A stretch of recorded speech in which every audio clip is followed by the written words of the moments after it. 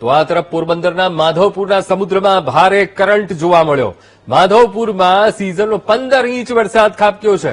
માધવપુરના માછીમારોને દરિયો ન ખેડવા જવા માટે સ્પષ્ટ સૂચના આપી દેવામાં આવી છે.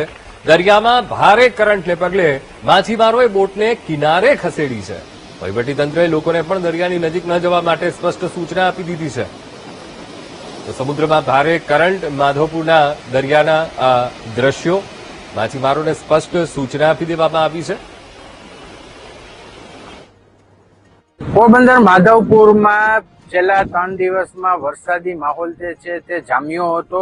આપને આ સીધા દ્રશ્યો બતાડવાની કોશિશ કરી કે જે માધવપુરનો જે દરિયો છે તે રુદ્ર સ્વરૂપ છે તે ધારણ કર્યું છે. ભારે કરંટ છે તે દરિયામાં જોવા મળી રહ્યો છે. મોજા છે તે બહુ મોટા મોટા છે તે ઉછળી રહ્યા છે.